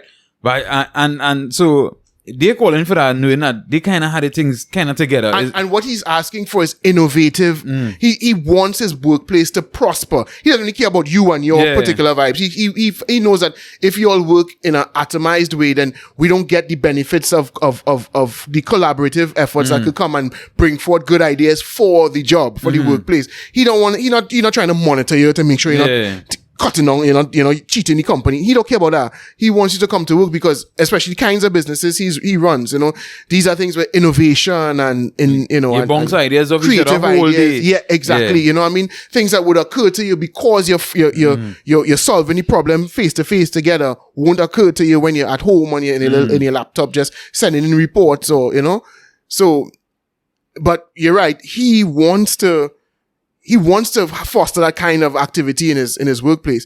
Most people here, the management, they see themselves as slave drivers. And they want to make sure you sit down by your desk and make sure you listen, you don't want to be doing anything, but you had to pretend. Yeah. Don't look like you just relaxing. You understand? That's what they're far more concerned with. They're far more concerned with being in authority and making sure you're not, robbing the company at time and you actually working. That's what they are concerned with. And I think that's why people feel like, they want to push this work from home thing because they think the only benefit to not working at home comes to those people. Those people want to mark your time who want the office just trying to make sure you work your 8 hours and you're not cheating them. It's plenty places where because that you can't leave your desk and stand up by somebody else's desk for 5 minutes. You have nothing to do. You have nothing to do. But you can't go and stand up by the next person's desk for 5 minutes. If you see boy, you understand? Somebody, boss a little scandalous laughing off. Somebody in an office. What is that going on over there? like is your mother? What I mean? Or your mommy or your daddy. Anyway. Hey, talking about helping people, right? I am offering my services to the Tobago Carnival committee. Tell me about Tobago Carnival now, bro, because I don't know nothing. Unfortunately, I didn't get to partake. I didn't get to go. So, I wasn't following, me, I'm not really on the social media thing, so I wasn't seeing no images from FET. So, give me the rundown. All right, so the thing is, so from first of all, let me start by saying, this is something I've been saying for years. I probably said it on the podcast before, and I would have said it on social media, that Tobago should have a separate carnival from Trinidad, right? A separate time. And I came up with that idea, well, not came up with the idea, but when I saw Grenada and Carriacou doing it, I was like, hey, this makes real sense. You found a way to bring the tourists to your country twice, right? Obviously, one wouldn't be as much as the other because one island is much bigger than the other and could facilitate more. So I've always found it to be a magnificent idea, right? Also, you could get two different styles of carnival as well. Same thing in Grenada. Grenada is now turning a little more commercial, where Carriacou is real hardcore, So I was proud about that. But anyhow, so the Tobago Carnival thing, I would admit, like, for instance, I, being a person who have been in this industry in artist manager, DJ, promoter, radio announcer, and promoter as far as FET promoter too, right? Event manager for some major events, where we have people like Bungie and the whole band, people like Marshall on the cast and whatever. Also, I didn't even know exactly when Tobago Carnival was. If you understand what I'm saying. I heard the dates out there, but to say I could say, well, boy, here what's going on. Because, I hear the dates I remember it was just like the ending of October, right? But for me to say, the parade was this day. The Juve is this day. Mm. You understand what I'm saying? If there are Soca Monarch or Tobago Monarch or whatever the case may be, it was this day. I didn't have any of that information. I think I didn't have that information because the marketing was a bit weak and a bit poor for it, right? Mm-hmm. I think, yes, they had the idea they wanted to do Tobago Carnival and I don't know if they had that information across in Tobago, but I think that information should have been obviously. Well, I mean, it seems like people in Trinidad knew because people in Trinidad book up their tickets long time. Well, the thing is, so that is where it had a lot of debates and a lot of action in it, right? So the Burna Boy, it had a show with Kes and Lord Nelson to start off. And that show started off as a pay show, and then eventually they come and tell, nah, you're going on. Everybody free, the people buy tickets, you get. It was so. Yeah, I would say it didn't have a great turnout, right? That was the week before. It's such a bad turnout that they're coming free. Yeah, so they say, wow, for the people who bought their tickets, you're going on. Come and get refund. Just now. You're telling me that they organized a show with Tobago Boy Lord Nelson and Kes. Mm-hmm. Now that's a weird combination, right? Yeah. But it's two headliners. It's one young people headliner and another to bring out the older folks. And it bust that. Well, it didn't do well. They say they ended up with a few hundreds of people. And wow. No, the thing is, I have my why I think that happened. That happened outside of the period that weekend that the Trinidadians would have come up to fill up the place. So right. I think all that is where that added to the problem. So it had a couple of other events leading up that didn't do too well. The Burna Boy event didn't do too well either. Mm-hmm. Especially considering the amount of money they spent for Burna Boy. Mm-hmm. I mean, it had real rain and people tried to blame it on the rain. No, I think tickets didn't sell as they should have. Mm-hmm. Especially, but I also don't think that Burna Boy is I don't think the Caribbean really is where he'll find. I know the show in Barbados went down well, but dog, I think sometimes we in this country, we just kind of like, we just feel like, okay, well, that is the top artists out there now, but okay, the man have one song that people know. You know what I mean? You have a few that people know. Not, I mean, okay, honestly, I know a lot of Burna Boy. You know a lot of Burna Boy. A few people you might know a lot of them, but plenty people don't know a lot of Burna Boy. I understand what you're saying, but here where I think the problem was, right? The people who would know Burna Boy music and appreciate Burna Boy music, for one, having that concert on a Thursday didn't help them. Right. You understand what I'm saying? Right. Because they can't pick up this stuff and go to Tobago on a Thursday night now. Yeah. Correct, yeah. People have jobs. People have lives. Right. You understand what I'm saying? And they probably didn't want to get involved in Tobago Carnival in general. Right. Yeah. Right. So I think it had some complications with those things. I think they didn't fully map out and think about how all these things would have. Who would fill up that fete? Right, yeah. Who would fill up a party like that? Yeah. Would those people come into Tobago Carnival? Right? And the thing is, and I always tell people, that's why there's no a shitty promoter now. A shitty promoter, let's go for the biggest artists. Yeah. And put them and don't take into consideration a whole lot of things that goes into a promotion. Because he performed in Dominica this weekend gone here. Tobago Carnival this weekend. Yeah. Well, he also performing after, I think it was Thursday, he performed in Dominica over the weekend. And he walked off the stage. Cause was no vibes. Because after he sing, last, yeah, we started watching him. Because again, it's Dominica, the kind of place where Burna Boy has where they have a lot of people into Afrobeats, dog. Like, really? I don't think so. But I don't know how well the show did, but he had to, he was performing, people wasn't feeling it. He apologized and walked off the stage. Right. And the people in Dominica vex because he should have performed his whole set. And if people in moving, it's because of he. But that wouldn't surprise me. I don't think Burna Boy will go to Grenada and have the same, even if people pay to go the fete because they hear the name or whatever, I think even them don't even study, even some party goes, when they go there, them are not even realizing, I only know 2 songs from this man. And other than in my opinion, he's not one of the most entertaining, energetic, that could pull it in. No, I heard his band real bad, and I heard his band, like, the music, like somebody who went to the concert in Barbados, who's an older person actually, he like Fela Kuti music and thing, right? And well, you know, Burna Boy he claims to have been inspired by Fela Kuti, and I mean, you could hear the elements of Fela in his music, and he's like, boy, that band sent him into a zone, you know what I mean? But there is that type of person. Exactly my point, right? So the band, I hear the band real bad, but he himself, you know, he just coming to sing a song. And he just operate like real nonchalant and like he high on something.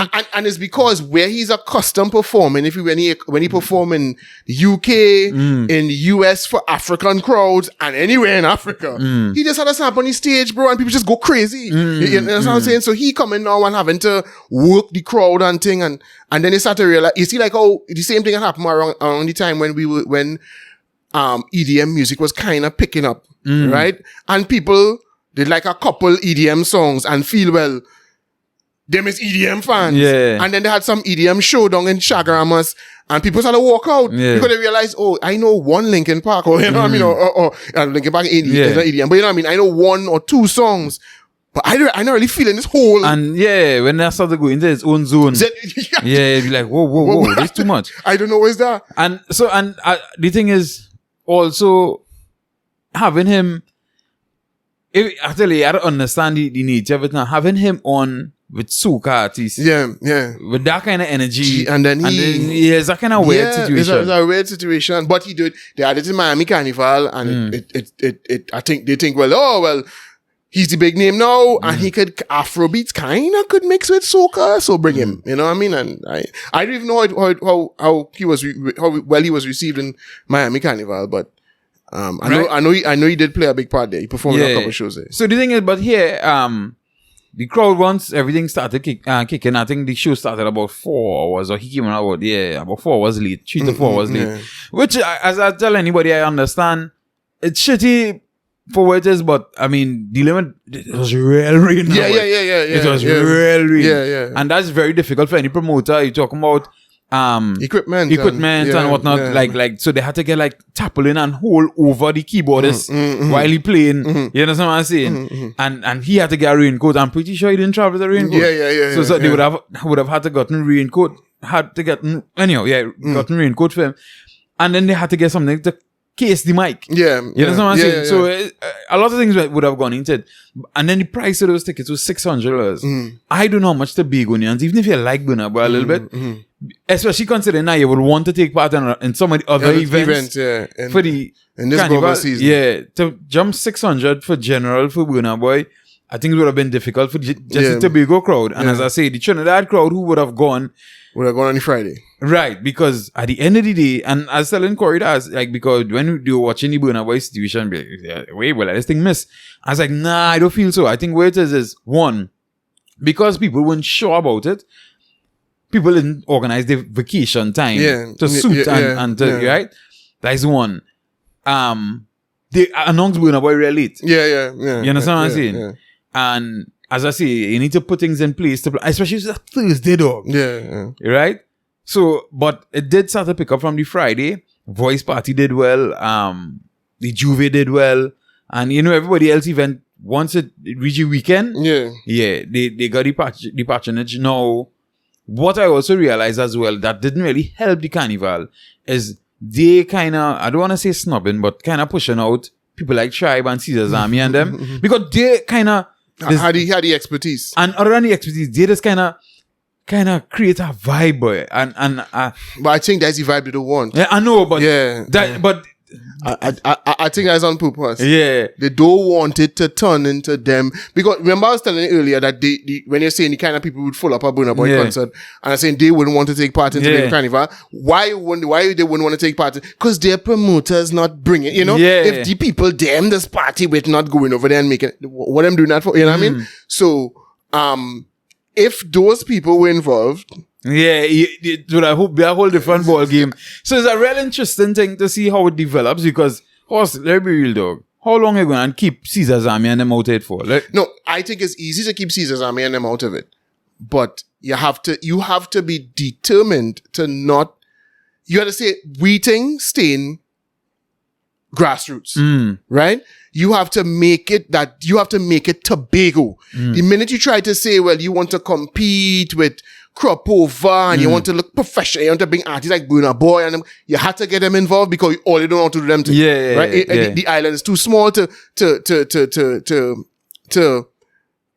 cater for that kind of, or to support those kinds of events. You need the kinds of people who party like that in Trinidad to come over there. If you want to have all inclusive and you want to have something like Soca Brainwash over there, you had to bring them fellas, dog. Because them will bring the patronage. They will bring the kinds of people who just go to them thing.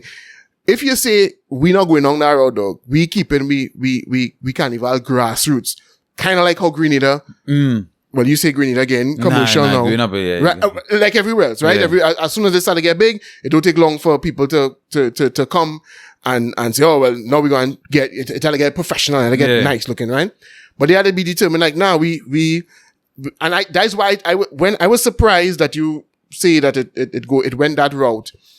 And some of the events I started to hear about too. And when I saw a couple, things from the Juve and it looked kind of stushish now, you know what I mean? And I thought it would have looked, because they were supposedly working with Grenada and, trying to form linkages with Grenada and so on. I thought it would have been more like Spice Master. Right, yeah. I thought the Juve would have looked a little bit more rougher. Yeah, and not rougher as in violent. I mean, it would have looked more grassroots. It would have looked more like a jab. You know what I mean? But if you're just going to have Trinidad Carnival over there, then you kind of have to carry the people who make Trinidad Carnival. You have to allow them to come in. I mean, you don't want to call them and work out things with them, but you just need to allow them to come in and do their thing. Right? Or say, we just want a Tobago thing. Yeah. And we advertise it as such and you keep the fets. But I also think they could have a conversation with them guys also. Conversation with Tribe and Caesar's Army and them listen. We don't mind having only across here now. But you see them $1,000 ticket and $800 ticket and thing. We try not to go down that road. Right? You see this thing where people have to send a request and let a committee member accept the request to buy a ticket. Don't want that, brother. You understand what I'm saying? Well, then I don't know if you could get them, what they will get involved in to do, because they ain't go bring their patronage. Their patronage ain't going no further like that. Well, their patronage we're too open. Boy, you ain't taking blood tests. So how I know who in the party? No, I'm not going to that. You know what I mean? I mean, I think one, keeping the prices to the tickets lower. Because let's be real, when you go Miami Carnival, when you go Barbados for Crop Over, you just get tickets easy for all them veterans get trouble, they get ticket here. Nah, that's not true. The feds get, in Crop Over, the feds get tickets for easy. It's the Bajan vets. The Soca Brainwashing in Barbados sell out real fast too. And the fact that Soca Brainwash Boss, which was Booze Cruise, I mean, which was Bajan, right? To be fair, it was Bajan, but it was not, it was a Bajan upscale event, uptown event. That used to be hard to get tickets to get. That used to be hard to get tickets to go. But it was plenty Tribe vet and thing in Miami and thing. So I never went to jam to go them fet. I go online and I buy the ticket and I get the ticket. And nobody had to approve anything for me to get a ticket. Well, okay, nah. Well, they didn't have they didn't have none of that. They didn't have a committee member. A committee member to recommend you or approve a ticket. Nah, they didn't have none of that jackasses. But to be fair, I think they do that here in Trinidad because of the crime. Because of how they feel the Fed could get if they just let anybody come in. Right, you know what I mean? So it's different in Barbados and it's different in Miami. You know what I mean? Where they're not trying to scrutinize as carefully, but they do that in Trinidad because if they don't have that in Trinidad and the certain elements get any Fed, the Fed go bust fast because it ain't gonna keep the prestige. But in terms of the prices be real stinking high, right?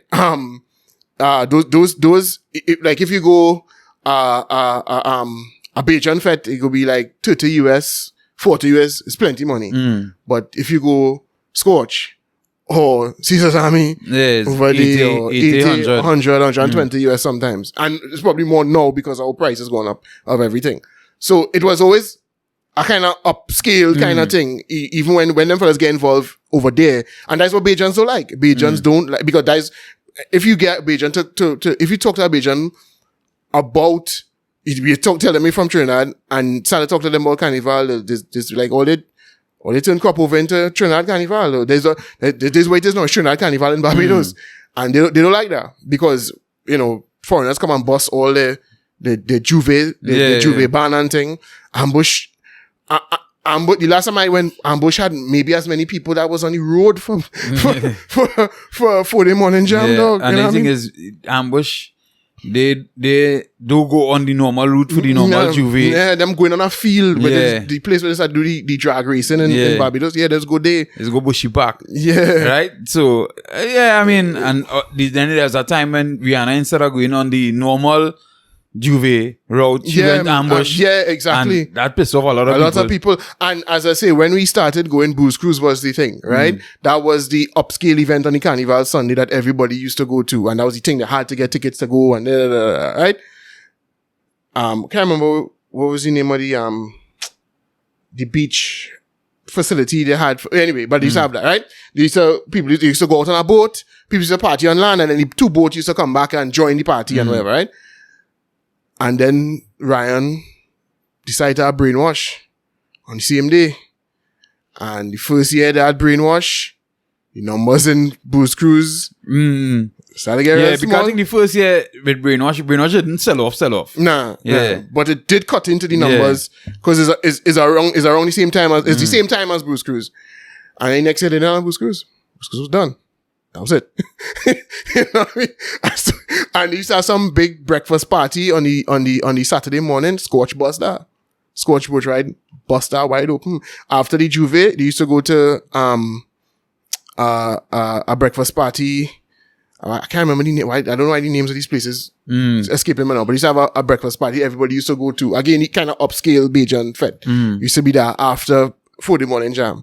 And then Scotch decided them having their boat ride on that morning, and that was that Fete done. So that's what Tobago people don't want. Well, I guess, I could see how that could work out because, I mean, for instance, I have a virgin. He played mass on the road in Tobago. We say pay $1,400. He say drinks never run out. Get costume, pants, whatever. Right. He say drinks never run out. Right. He say, well, if I go and jump up a tribe? Like 3,500, 4,000. Yeah, 4,000. Yeah. Right? He say, so he was real happy with that 1,400. Yeah. And if things stay that way. Yeah. And you gotta hope it stay that way and stay safe. Right. And that's the problem, because then when Trini started going a bungle and oh God. No, but the after the meeting with the Security Council this week here, that goes sort out in time for next year. Now talking about crime, I see you sent me this thing with TakeOff, right? Bro, we keep we saying that, people here don't want to deal with crime and, and crime getting out of hand and whatever.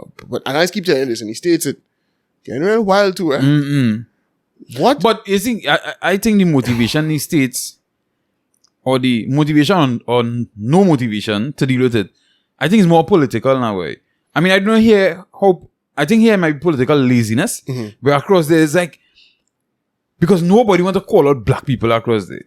Well, I don't know. I mean, that mightn't be the be all and end all of it. Is also, they have all these talks about, in these blue states where they have these district attorneys who want to use these progressive crime fighting methods. So they're soft on crime. You know what I mean? They're letting out criminals.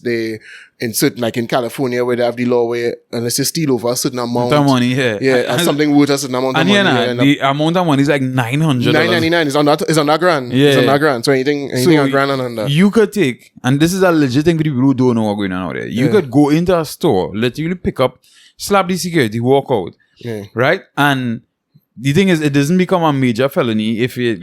But they won't prosecute you. But so what is happening now is that the police like, listen, we're not going to waste your time to fight up with that. So the person realized, I could just continue doing this. And that is what people have been doing in California. Many parts of California.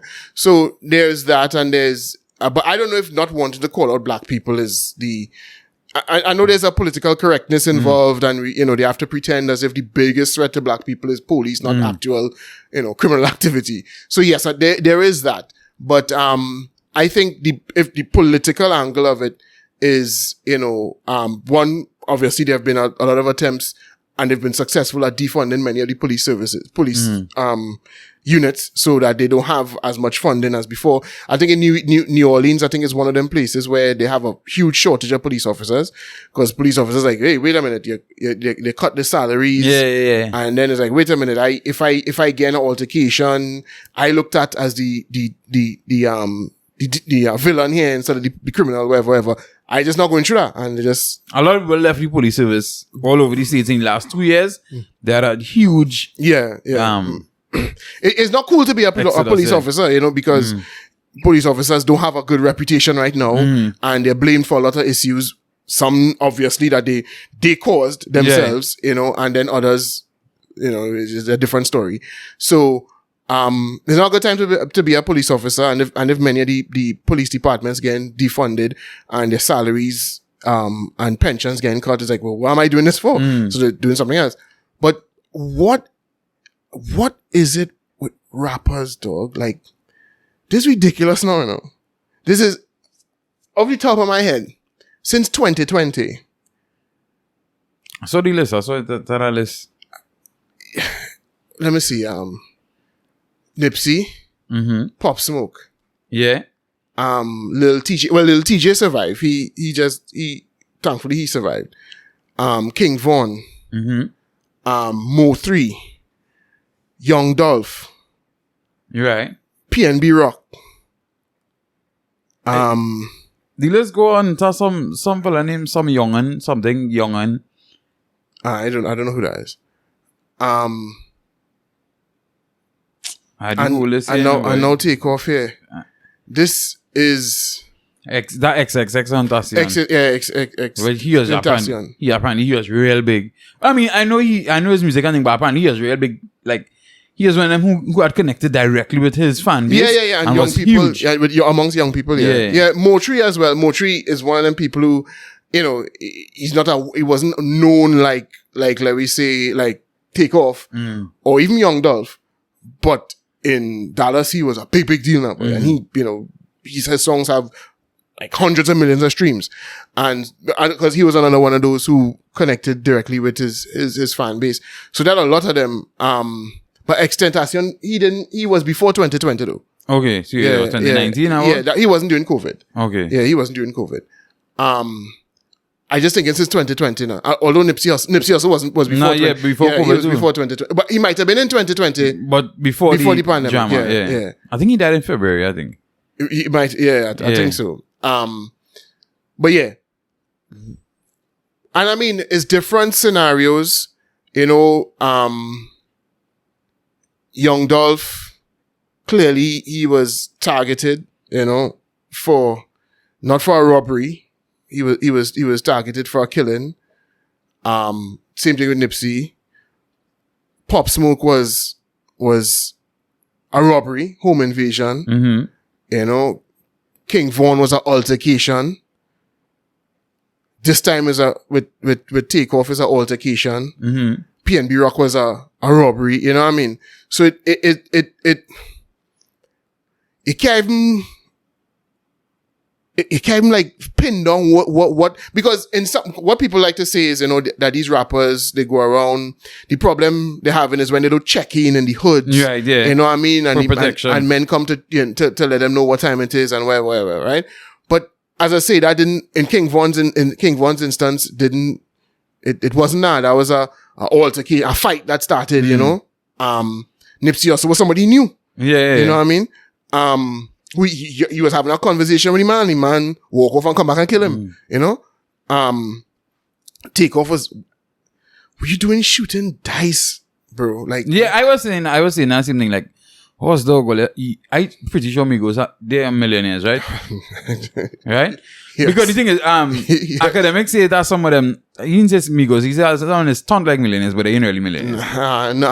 If Migos aren't millionaires, then they need to, whoever signed the contracts need to be dealt with immediately, because they have definitely moved well enough, more than enough units to be multi-millionaires. Right. So them fellas are millionaires. What are they doing shooting dice? Now, what the thing is, what the story is, he wasn't shooting dice. It was Quavo and the Bacchanal started shots fire, and he ended up getting touched on. But I mean, if you ask 50 Cent, like, I don't know, obviously I don't know 50 Cent personally, but I'm certain if you ask 50 Cent like about that situation, he would say, listen, I would never be anywhere near a situation that kind like of situation, that. Yeah. Like, especially when them kind of volatile people now. Yeah, exactly. Them people where they get vexed, you gun. Yeah. You understand what I'm saying? This in this case, he wasn't the victim. He was proof. That's how Proof died. Proof from D12. Yeah. He died. I think it was a poker game he was at, and getting an argument with a man pull out a gun and blast him. This was many years ago, but again, it's just like, Proof, probably he wasn't in the millionaire bracket, but from all indications, he and Eminem was good. So if he needed money, he could have, if he didn't have to be in that situation. In other words, now he could have taken himself out of that setting where something like that could have happened, but he didn't. And the case with Quavo, and the same thing, like, why are you there? You know what I mean? Why are you there? I think, I don't know where, I guess, sometimes I think people feel the pressure of not wanting to hear Rich and Switch, and, feel like I had to kind of stay grounded. And you hear some big artists about that, dog, when they're making money, it's time to get out of the hood, dog. Yeah. Right? People go say, turn your back on your hood, they get Rich and Switch. No, but but he's not even from there. He's from Atlanta. You know what I mean? No, but he should know not to be out of state. But I'm just talking about, like, move away from the ground. The element. Yeah, move away from the ground, that kind of ground element. Well, but you would think, at least, if anything, you would be known, okay, if he was like Nipsey Hussle and he got killed in his own neighborhood, then you could kind of understand, right, he wanted to stay in his hood. Yeah. If he get killed in front of his own shop, that was a shop he opened, right? And you could say, oh, that's sad because he was trying to stick, but you not even where you from. You know what I mean? So if anything, you're supposed to know, now, well, I could stay in my hood, but I don't know them. I shouldn't be shooting dice in Houston, though. Like, what are you doing there? Like, why are in this day and age where all this craziness happening? Now I'm sure them fellas would say, listen, 99 times out of 100, that wouldn't happen. They probably been shooting dice all over the country, you know what I mean? And never had any incident with anybody. But again, I could only think, if you ask people like 50, even Jay-Z, then people would say, like, what am I doing? Once they pass a certain level, what am I doing there? Like, what? You just have to take yourself out of a certain situation. Once you cross a certain threshold, I don't need to be part of these situations. But the thing is, I didn't even know he was so young, Migos out so long that I couldn't believe one of their members are still and I guess if he's 28, I'm guessing the rest of them are far from that age. But when I hit 28, he's so young. But it's just, they came out young and they've been out so long now. You just thought that they would have been older than that. So maybe you could chalk this one up to youth to some extent, but after seeing what going on with all these rappers, then you still put yourself in a situation. What GPMB rock thing, they pull on you, man, real easy. And people had all kind of speculation, and then they realize, them people were in the place that he has eaten because they thought people were trying to say it was because the girlfriend dropped the location. Them fellas was in there eating and call a shot. Yeah. But the thing is, though, PNB Rock had been doing a lot of yapping. I've seen videos with him on lives with people threatening him on the live, and and then he had done this interview where he was talking about how, hey, listen, you can't catch me slipping no way because I know I come from the element, so you ain't gonna catch me slipping. And them kind of things will egg people on, because it seems like there are people out there who are like, oh, you in my neighborhood? Yeah, we coming for you. You know what I mean? And in that instance, I think they're targeting them because they're rappers. I think they're targeting them because, I mean, they try to they took his chain, but I don't think, they really, the chain is what enticed him. It's like, oh, that is that guy who goes around talking like he's done, and we're going to let him know, not here. You can't come here, as they say in the States, all on your dolo, you know what I mean? With no team around you, no security, no nothing. Nah, dog, you ain't that bad. You know what I mean? And they let him know what time it was. And I think with Pop Smoke, it was kind of the same thing. He posted something on Instagram that had the address on it. Yeah, he did. And they come and kick down the door and come for the things. And it appears like they blast him. Like they wanted to blast him now, but you know what I mean? So again, they kind of being targeted because they're rappers, which begs the question,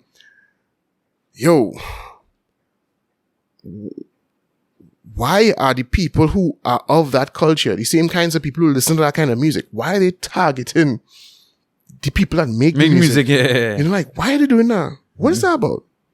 What do you think that's about? I don't know. I just think is that urban culture and the whole way. I think you can't add any logic and any sense to it now. But you understand what I'm saying? Is the shit just saying with urban culture, like, we just really like to destroy ourselves. Right. You understand what I'm saying? Right. And because that whatever feeling that one person is get when they do it, that was the most important thing for them. Right. And it's a shame just thing. It's a shame. So it's kind of like, if I see a white man rolling on the road in a Bentley, then I don't feel like he's stunting on me because I don't feel like I could ever be him. But right? Just there is somebody was actually saying that in an interview, like they were talking about and they were saying, when you see the white man with the money, it's like cool. That acceptable. Yeah, that is normal. That is normal. Right. For the white man to have money. But when the black man have money, it's like, I think it's not just the black man. I think the black man from the hood. Yeah, the black man from the hood. Yeah. Not necessarily black man in shirt and tie. Yeah, exactly. Yeah. Because if they see the black man in shirt and tie in a Bentley, they probably, even if they want to rob him, they probably wouldn't want to kill him. But if they see a black man that looks like them, you think it aggravates them? Yeah. You think it that's why I'm asking if it's that's what it is. If it's seeing themselves stunting, it's a problem. Like, because even, I mean, if we bring it back to right here, when they swing on Swanee, 3 times in the last couple months, and anybody try to justify it, they try to justify it by, he making it big and leaving men behind. You understand what I'm saying? Right. Yeah. So you want to kill him? You understand what I'm saying? In my mind. So we don't think that if he continue making it and he continue making it outside, it could open the door eventually. I might be able to pull all in now. Because, and I think that's the next thing now, but sometimes get you to understand these things that, something might not get in the door in us. I don't want to see. It might look good to all from the outside. But I don't want to see. Right? I still trying to find a seat at the table. Right? And the room, but not at the table. And when I reach at the table, then I can bring all in. But some people just see in the room and, boy, you have to bring me in the room too. Casanova did an interview once where he was explaining that, and he was saying, listen, these people, they don't understand that, yes, I got signed, I got a record deal, and yes, I got an advance, but from that advance, I need to fund the marketing for all of my music, which means, yes, I have to buy a chain, because in this game, this is what you need to wear a chain, you know what I mean? I need to get a car, because again, in this game, that's what you need to look to be taken seriously. But it's not like I was signed and given $10 million out the gate and I'm just stunting for life. So but they don't understand. And you're talking about, the people around him now. They don't understand. They see the videos and they see I'm no longer in the same situation I was in. And they think, well, I'm like Jay-Z. And so because I don't want to come and break off a 20 and hand them, granny mean, you know what I mean? Or 50 and hand them. They thinking, I must be, I can't remember the term he used, but he meant stingy, you know what I mean? Like, you can't give me 20 grand? Like, dog, you're a multi-millionaire. He's like, no, bro. I ain't reached there yet. You know what I mean? I have to play the game right to get there, you know? So yeah, and they don't seem to understand that. But I also think there are people who do just, you know, not switch, because they ain't switching, they just never care about you in the first place. Right. So they only care about themselves, and they're very close. The thing is, and listen, I agree with you. Yes, it has some people who, you know what they say, you know, when they get money or power, their true selves come out, right? Yeah. But I also think, and I can tell you this from experience was, working in radio, right? I mean, obviously, coming up as a DJ, everybody, all his DJ friend, all his DJ, all the bunks and party, whatever. And then you reach on radio, and you start to get linked with certain dance or whatever the case may be, and then these same fellas look at you for help out, or you know. And I've been honest with you plenty times, and I would admit this today, that it might have seemed like I switch on people, but it's not. I know it was shame. Because I could not have helped. Yeah. You understand what I'm saying? And I don't want to tell you that. And I didn't want to tell you because I didn't want to look bad. I look small. Exactly. I know you coming to me because you think I'm a lord. Yeah. And I don't want to dispel that notion in your brain. Because that's hype. It's a hype in your shit. Yeah. Right? Yeah. And you have to look like you're balling all the time. And the thing is, I could admit that now, that it's happening. Then people, I kind of brush them off, and then I go link me for this dance on. I know a horse really. I do how they say it. I do how they say it. I do how to wait, yeah. You understand what I'm saying? And I barely inside. And if I start to push for other people, I go get pushed out. Yeah, exactly. Yeah. You know, and especially with radio and things. So I think that has happened at times. So it's not a, man, as I see, yes, it has some people who switch. But I also switch, but they never care about you. Yeah. So they show their true side. Yeah. But I also think that is a reality that sometimes it's just it's hard because so much people will be asking, and you don't want to say, well, nah, dog, I really can't help you. And then because somebody say, I can't help you, and they be like, nah, dog, you mean you can't help me? Because these fuckers really don't care about me, you know, they give me a blind. Yeah. You understand? And if I push for you, they will be like, hey, we don't need you. We want this from you. Stop telling me about somebody else. You understand what I'm saying? I don't care about your friend who could sing. You know what I mean? I want a song from you. You understand what I'm saying? And I guess there's also the pressure to stay because unfortunately, and we'll get to this next before we close off, you know, Kanye was saying it, you know, there's only a certain type of rap that's being promoted, right? And so, because you're talking about Swanee right now, I don't know his situation and what's going on with him, where he is and all. I don't even know where the man living now. But you would think, all right, if you reach like Swanee level, you don't even have to be involved with them fellas anymore. You could just completely, well, I mean, you're not small, but I mean, you could just completely remove yourself from that element now. But then it's hard, because how you go remove yourself from that element and still sing? Yeah, at the end of the day, when your music is tied to your culture, or tied to your lifestyle, type of behavior, and lifestyle. Well, a certain lifestyle, because it could be tied to a different lifestyle. Yeah. It could be tied to Drake lifestyle of jet setting and you know, sleeping with models, and you know what I mean? But your lifestyle, your music is connected to a certain violent culture. And so you had to stay in that, you know, or else your music ain't go hit again. How you go be living in a gated community in Westmoreland and still sing about, you know, busting a boy head, and you know what I'm saying? I think there's a point in time where you might be able to transition when they start to go more mainstream. So like Swanee's a person, I think by now Swanee should. No, I don't think so. No. Serious? I don't think so. No. I think you've seen it with Popcorn. And Popcorn is a bigger artist than Swanee and has more. And when I say big artist, I mean Swanee not doing numbers now, and probably some of his songs could rival Popcorn in terms of streams and things. But I talk about in terms of his entire career and the level he reached. You know, I think Popcorn thought he could have gone into the world music and pop music. Yeah. And I think, you know, he could get hit here and there, but I don't think he could survive in that world. He had to keep coming back to the, you know, to the roots. You know what I mean? Yeah. And I think I don't think Swanee is anywhere near as talented as Popcorn. I really rate Popcorn as an artist. That's just my opinion, right? And I don't think Swanee had what he have, and he couldn't do it. I mean, I talk more locally. Yeah, I think locally, if Swanee give you 1 or 2 proper wine and tune, I don't know. I don't think soca. I mean, I thought not soca. I talking about like let me young kind of young brother kind of tune and some other tune. He has some nice girl tune and thing, but because I know, right? But I don't. I mean, yes, the music is different, but I don't think that takes him out of the element. You know what I mean? Because brother, they are out for him, bloody. So. And that is one of the local artists I really rate now, boy. I rate him too. I rate him too. And I think he could have a very bright future. Yes, I think he's more talented than most of them, mainly because of his voice. Yeah. Yeah. And I would hate to see. Well, I would hate to, even if he was a shit on, I'd hate to see him get sent home. You know what I mean? So I don't want to see none of them get sent home. But I don't know that he could do.